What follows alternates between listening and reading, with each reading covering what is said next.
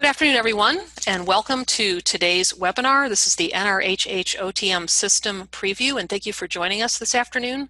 My name is Lori Sabata with NACURH, and I will be serving as your technical producer for today. In just a couple of minutes, I'm going to turn it over to our panelists.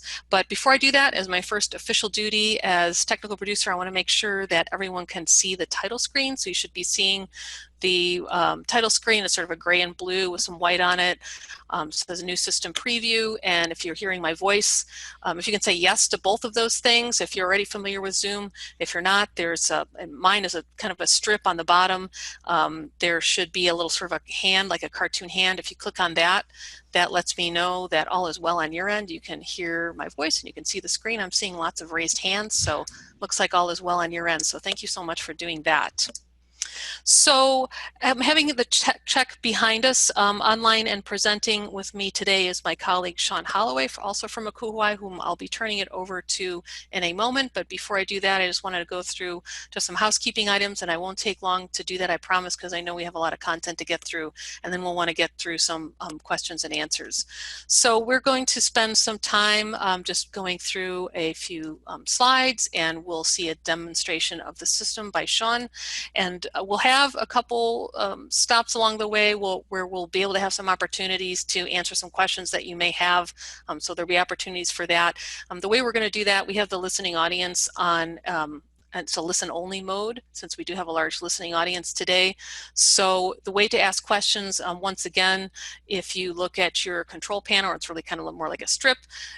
There's a box there that says Q&A. You might want to open that up. If you have a second screen, just kind of keep that open. And as you think of any questions that you have along the way, just go ahead and type those right in, and we'll be monitoring those and keeping track of those throughout the presentation. I think we'll have a couple people who may be answering some questions online as well. So we'll be taking care of questions that way. And we'll definitely have some time at the end too for some general questions. So if at any time, if you have any technical issues, if for some reason the audio quality is such that you can't hear, or slides appear to be not advancing, please go ahead and use your chat function. You can go ahead and send a direction. You can send a message either to all panelists or directly to me, and we will attempt to resolve any issues that you may be having. Hopefully you won't have any. I want to mention also that we'll be recording this, and we'll be posting that later. If you have any colleagues that may want to view the webinar, we'll have that available as a recording after the presentation today. So I promised I'd be brief, so I'm going to go ahead and stop, and I'm going to hand it over to Sean. Welcome, Sean. Thank you, Lori. Thank you for that nice technical introduction and for supporting us on the back end. My name is Sean Holloway. I'm the Senior Director of IT and Marketing for NACURH, and I have the project team of colleagues with me today. And just to do a quick round of introductions, we have Christina Eichley. She's one of the advisors for NACURH and NRHH. We have Cameron Cromer, who's an application developer here at NACURH. We have Greg Vass, who's on the board for NACURH and has worked on the project team with us since the very beginning. And we have Laura Van Tress, and she's a database and business analysis manager here at NACURH. And there's a myriad of other folks that I'd like to thank and welcome as we approach this preview of this application that we've been working on for quite a while, and with a lot of good stakeholder input. So just a huge thank you to the folks on the project team, and we've had beta testers and the NRHH board. We've gotten so much good feedback, and I really appreciate the dedicated questions and the input and the responsiveness. It's just been a really fun project to get to this point. We're really excited to share with you today. Looking at the agenda, you can see the big areas we're going to cover. We're going to go over some of those goals and timeline, just to give you a sense of where we are and where we're going in the next couple of weeks. We're going to spend the majority of our time actually looking at a live version of the application. And then we're going to show you what we're going to do at launch. We're within 2 weeks of launching this, and what does that look like, and what we're going to be tackling shortly thereafter with the application's development. So the thank yous, we've had, I think, about 8 or so beta testers, 10 to 15 board members, and then representatives from each region provide us feedback through Word documents and Excel sheets and questions for probably about 8 to 10 months of development along the way. Just a huge thank you. We really appreciate the feedback. This app is all about you and the members and really showcasing the programs on all of your campuses and really the great work that's being done. And this will be an ongoing effort, and we will continue to thank you as we go, and we're very privileged to be part of this project.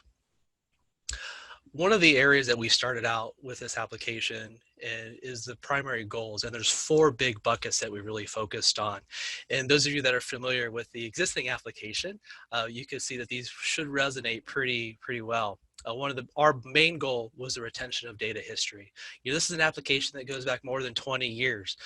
Personally, I remember submitting an OTM in the year 2001 as a student, and it's really neat to see that history, but also to get an idea of what has happened on your campus and in the nation with regard to lots of programs. So retention of data history and migrating to a new system is really important. So doing that data migration has been a great focus of ours. Another one is that modern user interface.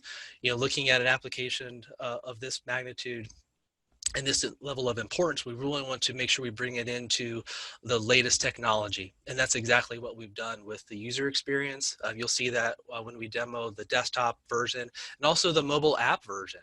When you're viewing this in a browser on your mobile device, we're going to demonstrate some of that today, just really focusing on the ease of use, what you're used to seeing with a lot of applications on the web nowadays. The third one is the upgraded security. Looking at securing people's privacy, taking extra steps to secure passwords, emails, accounts, votes, all of those things along the way to make sure we're really staying up to speed with modern security practices, and we're being respectful with people's individual and organizational information and data. So all the news that you hear around data security, we're really taking that to heart with this application and bringing that up to speed as well. And the last big goal that we had with this project is greater accessibility. As you can imagine, the explosion of mobile devices and tablets and screens and general readability from an ADA perspective or Americans with Disabilities Act perspective, we really are trying to make this accessible to as many people and as many devices as possible. So those are our big goals that we had when we approached this project. And as you can imagine, there are many smaller ones that fit into each one of these categories, but those were the big ones. Looking at our timeline, just earlier this week, we finished up the beta group's work, and we've already implemented a lot of good changes and communications with regard to the work that they've done. You're going to start to see some communications roll out from your advisors, from Rick and others on the team with details with how to use the system, how to prepare for a login, and just all kinds of related exciting things around what you're going to see here today, including this recording if you want to share it with your friends and colleagues. With regard to the timeline, we'll talk about this a little more at the end.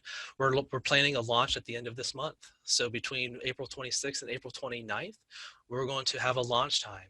And there is going to be a time where the old system will go offline. The data will be transferred into the new system, and the new system will come online. That does take a little bit of time on the technical side to do the export import of the data. And so there will be a blackout period where the system will be unavailable. And so it will come up as fast as we can, and it will come up within that time window. So just to let everyone know that the launch window is set for April 26th, which is a Sunday. So between Sunday and Wednesday, we'll be working on that. But our work's not done.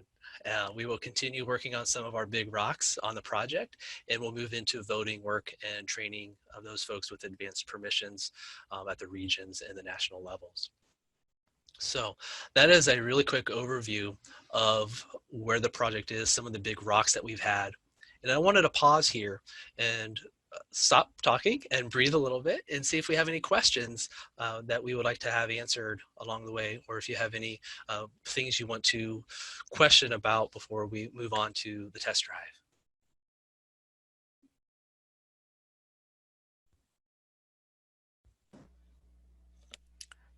Looks like things are pretty quiet. I think people are just anticipating the All demonstration. Right. Yeah, the anticipation. All right. Well, let's not keep them waiting.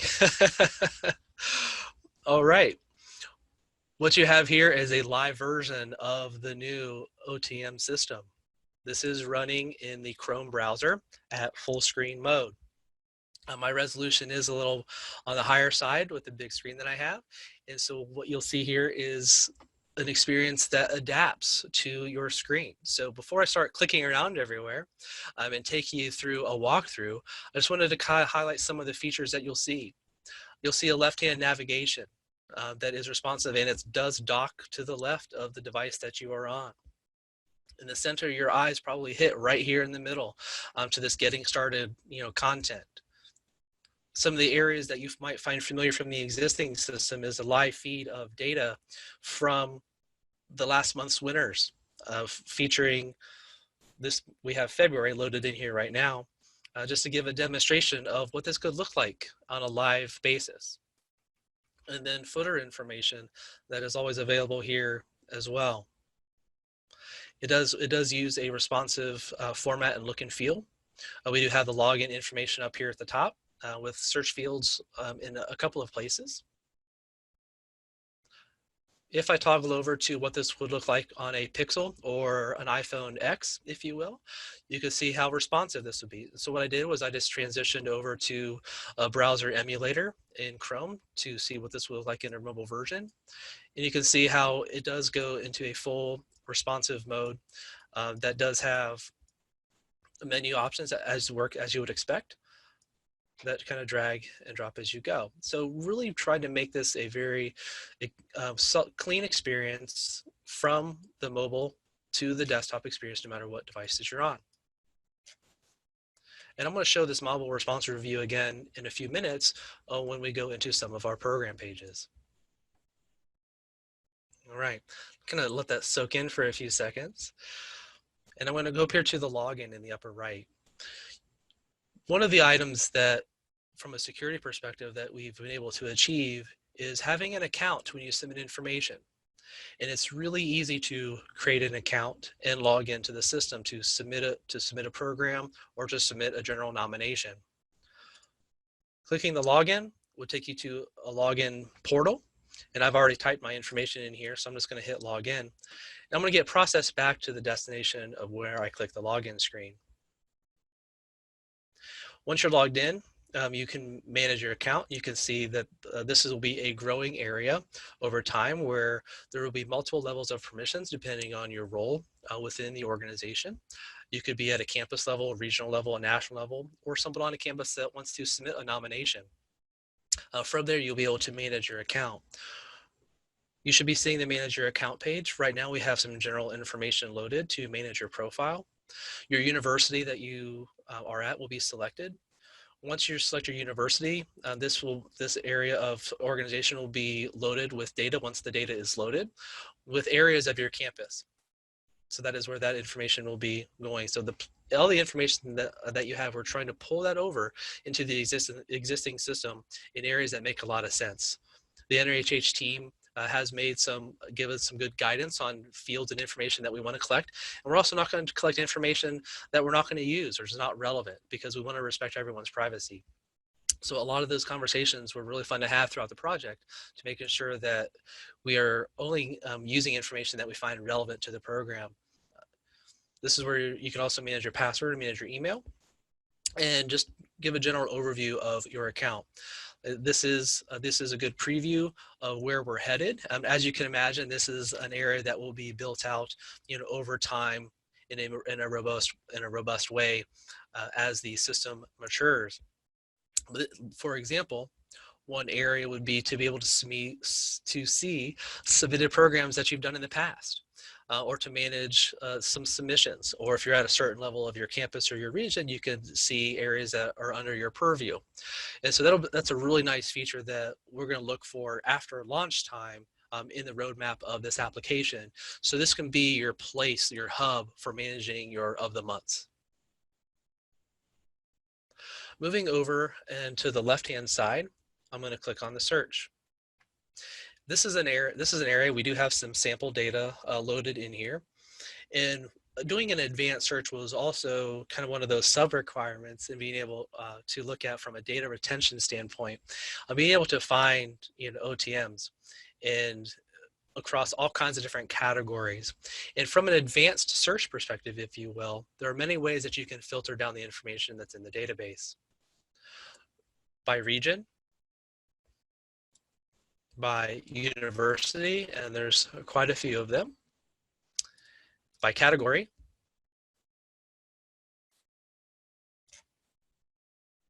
by award at campus, national, or regional level.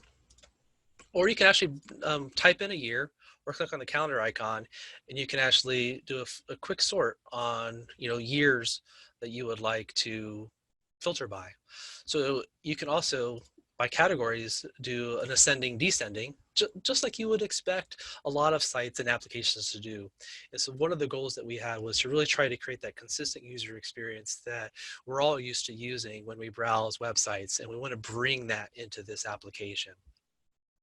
So being able to ascend, descend, and order by any of these items can really help give you the information that you're looking for. And in much the same way, you'll be able to view the details of the application and the details of the submission. I'm not going to do that here, one, because we don't have the back end of the data fully loaded, but it will be very similar car style approach with the user interface style that you're seeing here. So search is very powerful. It does search all the categories across all of the sessions. All right. Moving over to the general category, if you were to submit a nomination, we did do a lot of information and pulling information forward, so you don't have, so it's quicker to submit a nomination. So you don't have to retype in your name, your university, your region, items where we know who you are because you are logged in. So we really want to focus the content on, the content of the submission around what you're submitting, not who you are, because we know who you are. And so those are some of the advancements that we're trying to do with the system as well, just to make it just a little bit easier for everyone to submit their nominations into the system. So I'm logged in. I'm from the Ohio State University. I'm in the NACURH region. And you would go through a normal process of selecting your category. And these should look really familiar to you. Same with organization. Again, sample areas underneath the Ohio State University, because that's the university that I'm logged in. The email, and then a phone number. And then obviously the details that you're used to seeing with the words. And if you were to type words in here, you can see in the very bottom that the word count is at 600, and it does count for you. So you can see the word count go. So as you type and get information here, and if I were to copy and paste content in here, it would also calculate. And so it helps give that idea as you go. If you wanted to do it on the fly, or if you wanted to prepare something in advance and put it in here, you can really kind of see where you are at a quick glance. All right. Hopefully I'm not going too fast. I know I don't want to make anybody dizzy or talk too quickly. So I'm going to move on to the program, which is a little bit longer, but you get an idea on the layout of where we're going with the program nomination. So very similar. We're trying to keep very consistent with our user interface design and form kind of modern layout. And so very much similar to the general nomination, you see the program nomination. It already knows who I am.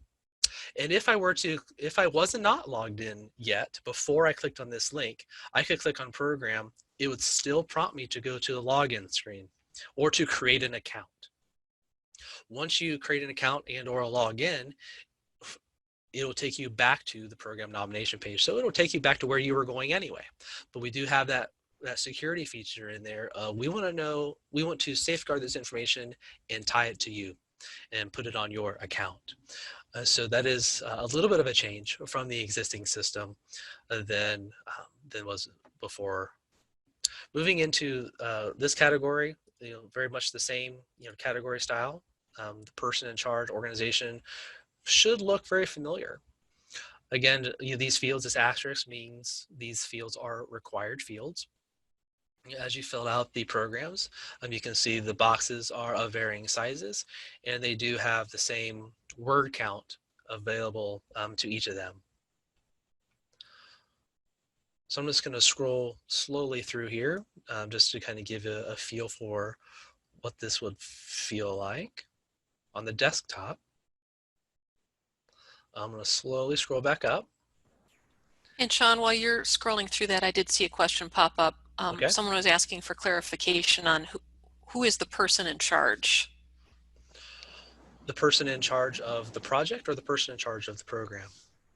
So I guess we can answer that, or maybe even Christina might chime in and help answer, or Greg might chime in and answer this one.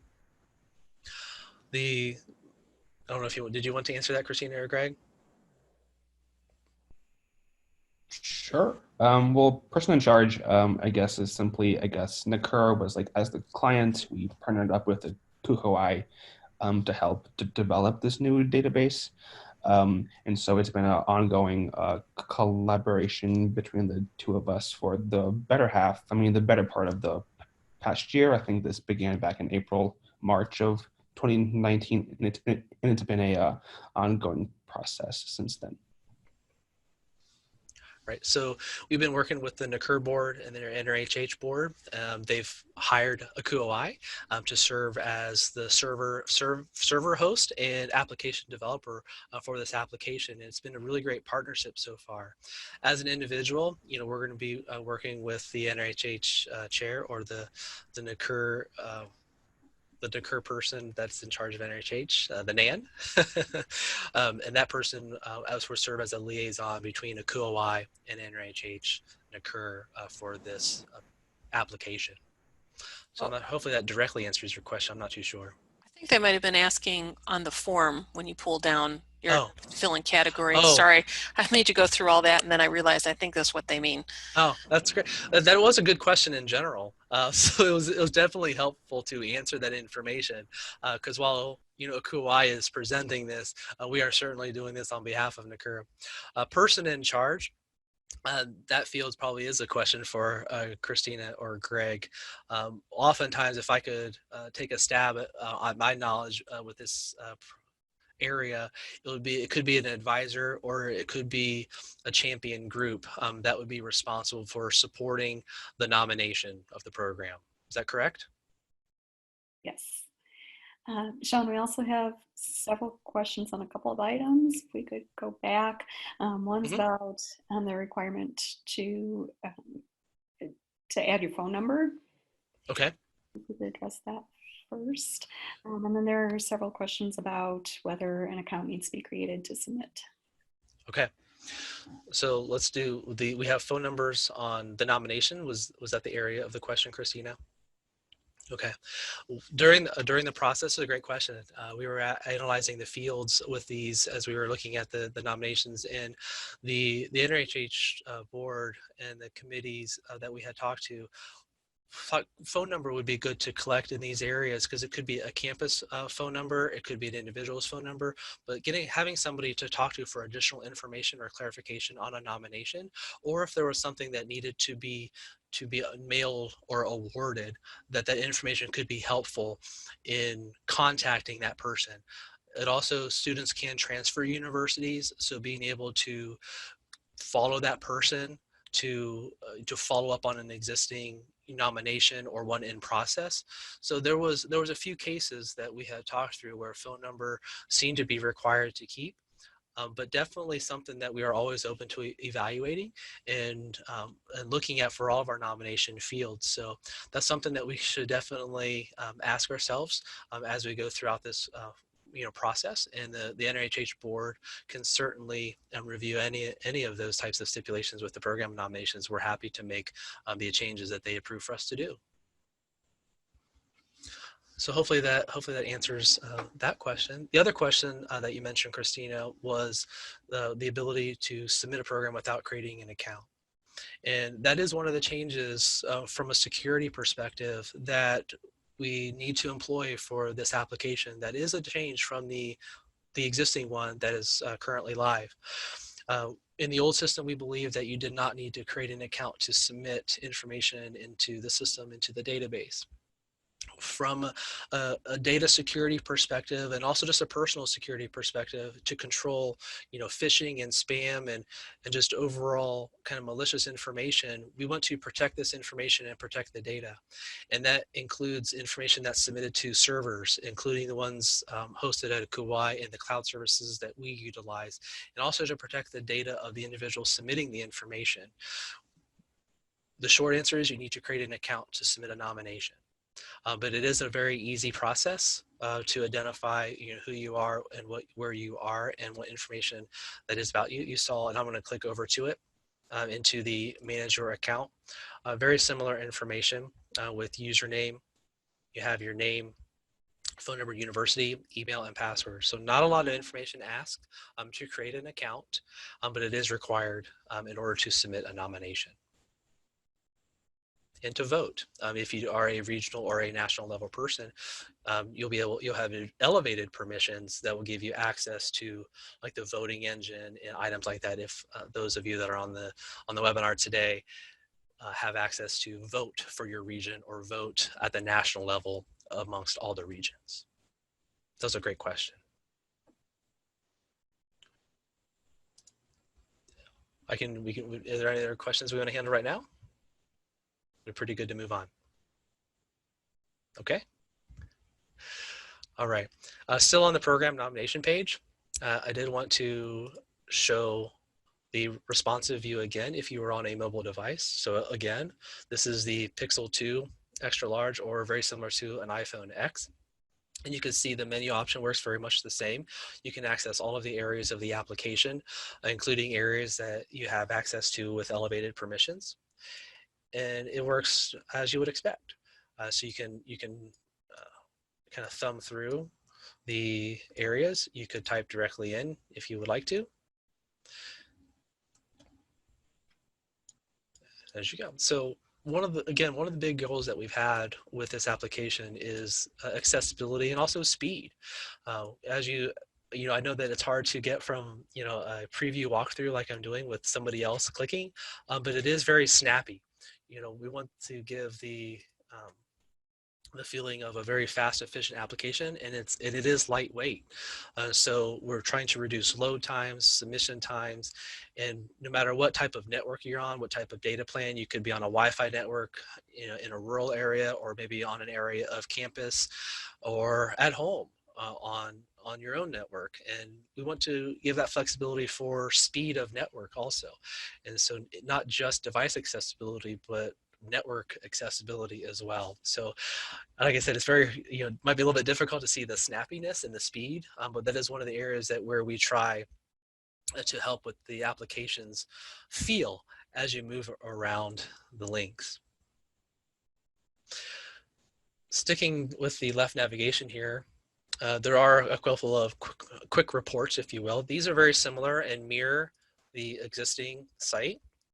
And so what we have here on the existing site, you would click on this and you would see a huge list that paginates several times over with a list of items. Now, again, we have, sample data, a small section of sample data, so this should look familiar.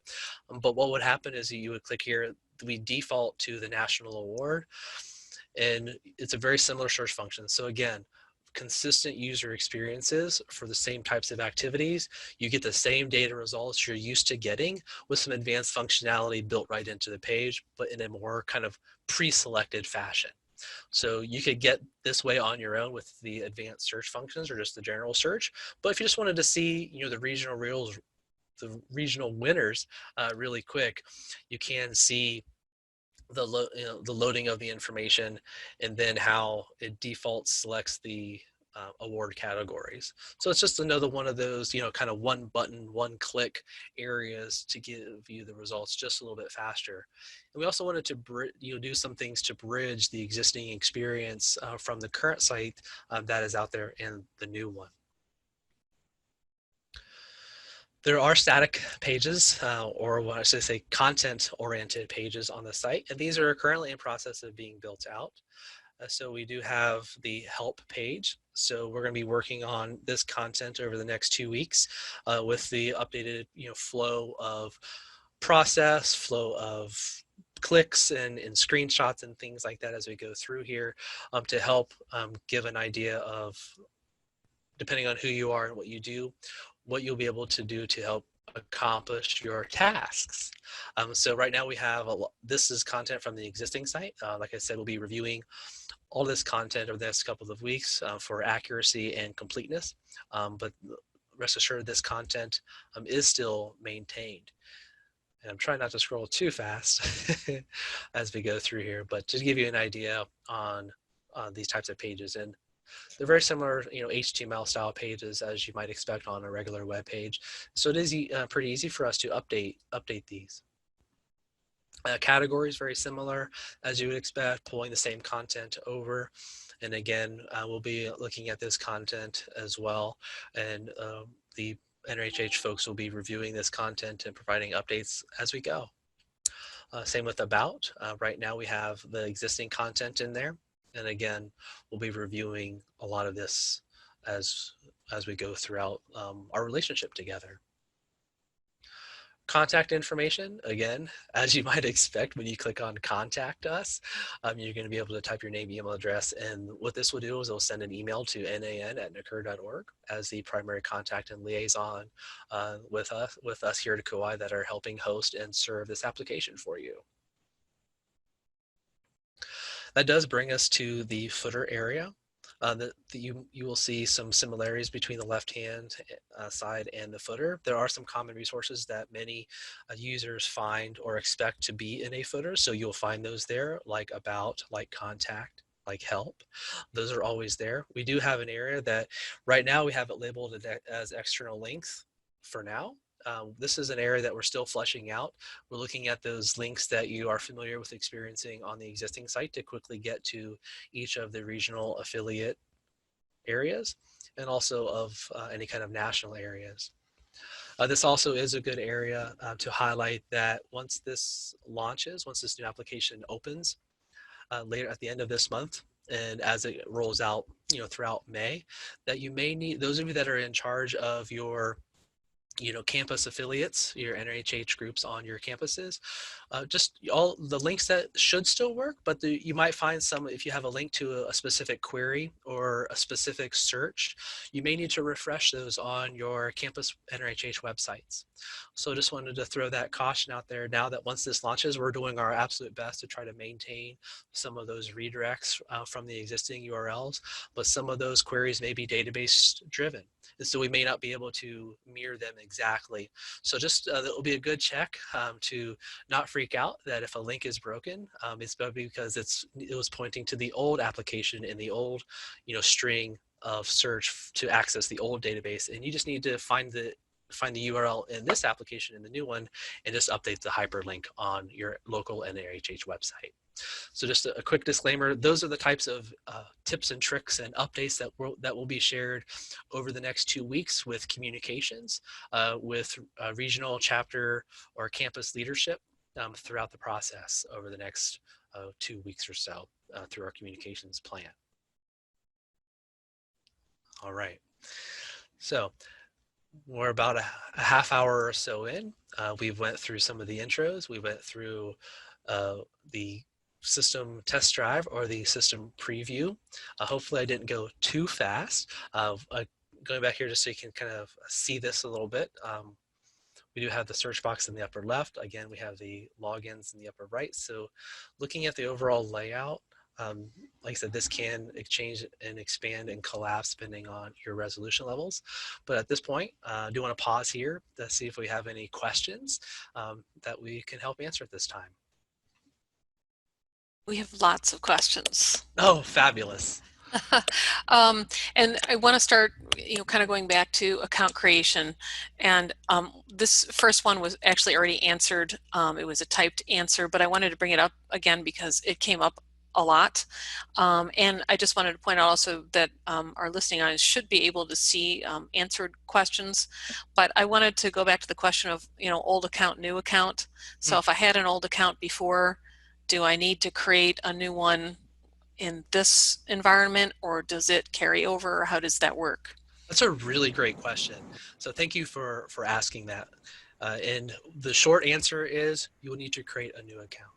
one of the areas of security is we don't know what your password is. And so one of the areas that you have as a new user in the system is to establish your encrypted password that will allow you to have access to your account and access to this system. So we're pulling over all the data that we can with regard to the winners and the nominations and the systems. But one of the areas that we can't do is know everyone's password because they're encrypted. And from a security perspective, we want to start fresh with having your account securely within this new system and with all the data privacy factors in place. Great. And then related to that, it sounds like maybe this is, part of the legacy system, but maybe there was an account approval process that took place. So will accounts, once they're created, do they need to be approved, or is it automatic? That's a great question. And I think there's probably a couple of different ways to answer that. So I'll give a starter answer, and I think Christina or Greg might be able to chime in.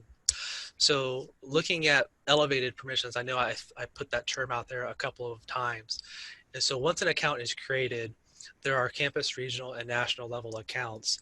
And for example, if a new user is at the regional level, a national person can elevate that user account to a regional level. So there is some internal controls for who has access to what level within the system. For example, if you're eligible to vote on the national ones, or if you're eligible to vote on your campus level, you can do those. And I think the other part of that question is, in the old system, creating an account required an approval process, and I think there was a process in place for campus admins or related to see these new accounts come in and press the go button for approval. And I'm going to defer to the team on this question because I know that we've talked about this, and I think we have landed in an area that will make a lot of sense for us. So Christina, Greg, or Laura, Cameron, if you wouldn't mind, filling in and answering this one.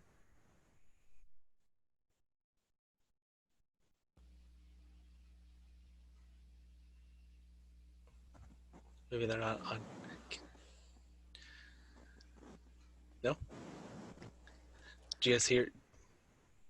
Maybe you covered it all. Maybe I did. But I didn't know, so I guess there's not a whole lot to add there. I mean, there are account permissions in place, but the account creation process, we try to reduce those barriers to creating the account. So accounts can get created, but there is that review process in the advanced elevation and review of the programs and the nominations.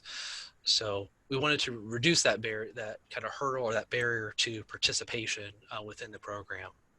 So I hope that answered the question. I think it did. And I've just great. got a couple more if we have time for a couple more. And then absolutely. We have more you want to go through. Okay, so so there are a lot of questions about the fields, which ones are optional and which ones are required. And I know that there was a discussion around the phone number. And I think one of the concerns sounded like it was that, when you're filling out a nomination for someone, you may not know all of their personal details, like specifically their phone number. So what kind of thought are we putting around which fields we're really locking down as optional versus required? That's also a really great question. Before I answer, Christina and Greg, did you want to reply to this one? Sure. I think so. I think to make it as easy as possible, I think we will try to focus on things that we need. So like the category, definitely email, like the overall like organization, those are big like contact information type things. But then if someone isn't able to, I guess, know all the information when it comes to more specific things, we can leave those, I think, blank if people aren't able to come up with that information immediately. So for example, a way to do that would be in phone number, you could do the 000, you could type in the zeros, for example. There are ways to do that, but this is also great feedback. And so at the end, for those of you who aren't aware of the NAN email address, we'll have that up on screen. These are great questions for the NRHH board to review. As they constantly kind of review and evaluate what information is collected. So please submit that feedback, submit questions just like that, because it helps make the program stronger. So definitely. But yet again, if you don't know information, you can get by with, some of these defaults like zeros, or in some cases, you might be able to submit a general campus phone number as well, which is also helpful in certain nominations or certain cases. And then just since we're talking about the phone number, there's a lot of discussion about the phone number, and I think there are, concerns about privacy with phone numbers. Sure. Just wanted to, clarify how those are, how the privacy of that is handled. They're not shared publicly or anything like that. Yeah, absolutely. So you rest assured that all of this information in the application is secured within NACURH's server host. We have the encryption information. What you're not seeing, because I have it on full screen mode, is this is an SSL encrypted site. All information that is captured here is stored and secured here. There's a lot of information in the database that even folks here at NACURH, we can't see. Like I mentioned, passwords. We don't see any of that.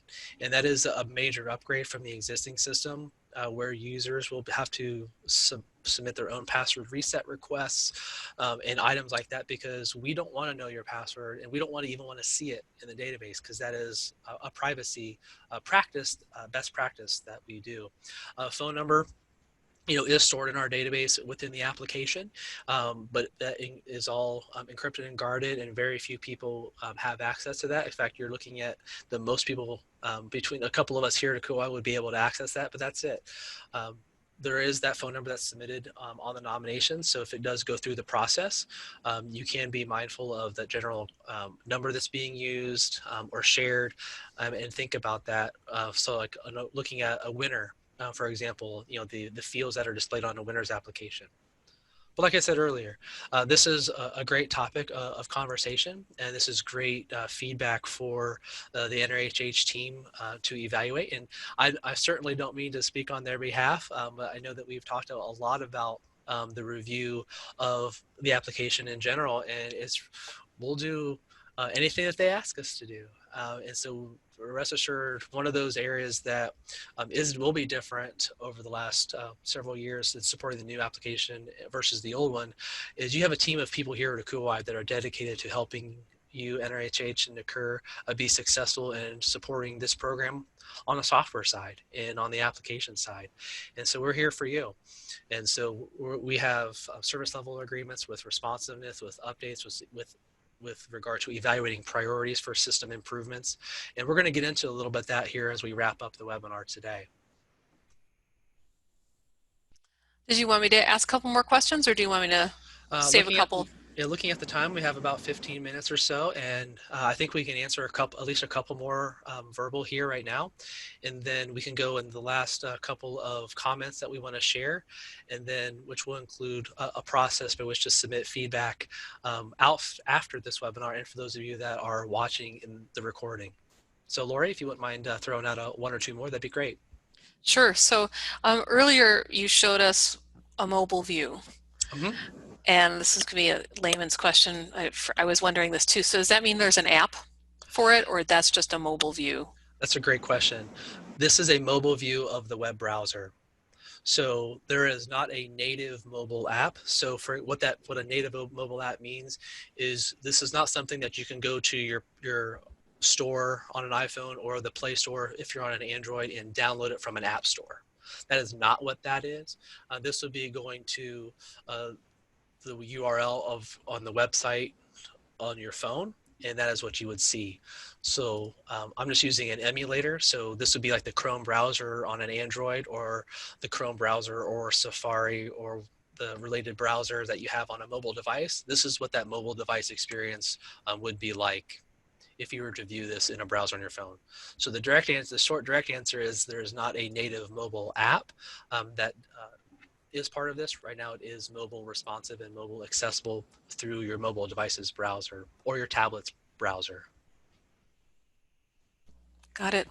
And then I think earlier too you were showing us the help and the topics that you were populating there, and we saw that that's going to be fleshed out as we continue to go through this. Someone had asked though, will there be sort of a user's guide created? So, before you even get to this point where you're looking at this like a PDF or something with the link in it, like here's where you go,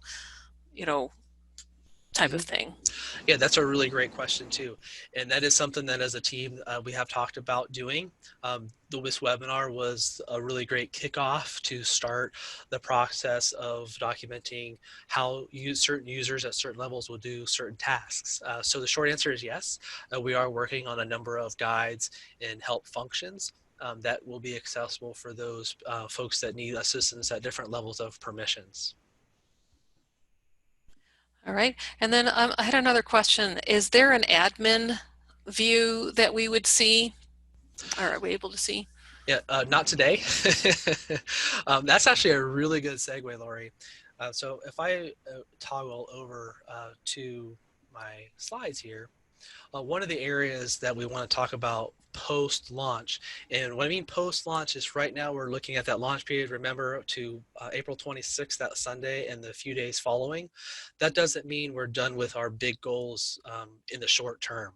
So we're going to be looking at voting and really fleshing out the voting process with the elevated permissions at the varying roles and that process within the system, reports and analytics. So one of the areas that these are areas that I don't have fleshed out on our production server to show you today, but those are areas that we'll be building out. So that user profiles, reports and analytics. So getting, a lot of the backend data on how it's used and who's, all these reports on activities and things like that. And we're going to be fleshing those out with the NRHH board and the project team on who has access to what reports will be good to share. And we've collected a lot of that from the regional reps along the way as well.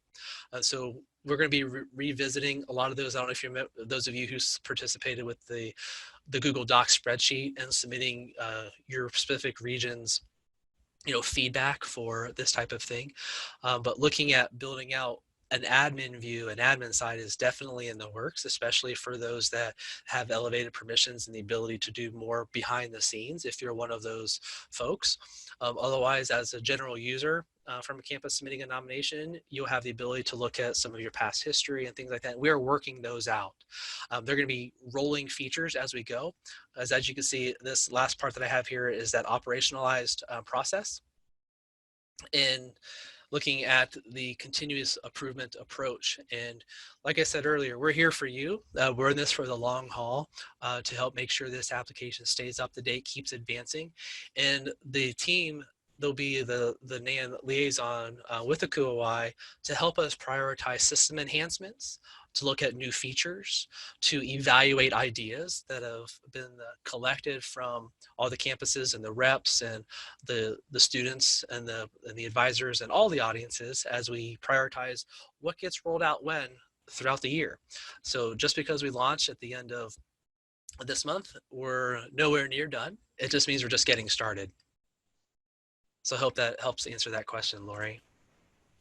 It does. And I have a number of, we have lots of, we could go, for the rest of the evening on questions. So, and I tried to kind of summarize some of the general threads and themes that I was seeing pop up.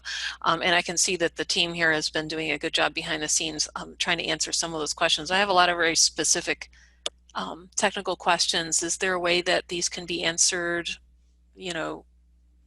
offline or after this webinar is over? Yeah, absolutely. And thank you, Lori, for helping kind of summarize some of the questions we've been getting. As a project team, you can see that the NACURH Associate for NRHH's email address is there, the nan@nacurh.org. We want to hear from you. So we will be collecting all these questions and reviewing them and getting them back out as a project team, kind of reviewing where the answers are, taking the feedback that we received even today, and evaluating that. And we want to get back out. We have several communications planned in our marketing plan over the next couple of weeks, and we will do our best to include answers to a lot of those questions through those communications. So we're going to be regrouping pretty quick, often throughout the next couple of weeks for sure, as a team here. And the NACURH, the NRHH and the NACURH reps will reach out and share a lot of this information ahead of time. So keep those questions coming in, and we'll do our best to answer them. Some of them could be nice replies in because we know the answers now, and some other ones, a lot of people probably have very similar questions. And we might even pull out some of those answers and include that content or include those answers in some of our marketing communications. Okay, Great. Thank you, Sean, for walking through that. And I think that we can now sort of move to any kind of closing remarks or summary that we would want to, or am I wrong in that? Am I out of order? No, you are Okay. right on, Lori. Yes, thank Okay. you. I think we want to throw it over to Greg to maybe make a few comments. Sure, absolutely. So first of all, I would like to thank everyone out for coming today. It was really great to see so many of you come out to this webinar. Your support, your dedication, your interest truly means the world to all of us. This has really been, I think, a great project to be involved in from start to finish. And I know that I'm very excited to see the launch coming in the next couple of days, several days. I would like to, I think we all would like to thank everyone in NACURH for all of their support and dedication throughout this whole process, especially Sean, Laura, Cameron, and then also would like to thank everyone in NACURH as well that was involved, Rick, our NAN, Christina for all of their help and guidance throughout this process as well. And of course, this would not have been possible without the support of the NRHH board and all of the beta testers that helped test the new application out for us. And lastly, but certainly not least, we would like to extend a huge thank you to all of you. This definitely would not have been possible without all of your support and dedication to both NACURH and NRHH. Truly means the world to all of us, and we appreciate it. So yeah. Thank you, Greg. So I think with that, unless there are other thoughts or ideas to share from our panelist team, I would also like to thank our panelist team for all of the hard work behind this and spending time just sharing your expertise with us this afternoon, and also again, listening audience for hanging in there with us. I think we got a lot of really good questions and a lot of good feedback and things to think about, and I think things are very well received, so we really appreciate that. And I'm going to go ahead and conclude, and I hope that everyone is staying safe and well where you are, and hope everyone has a great afternoon. Thank you. Bye, everyone.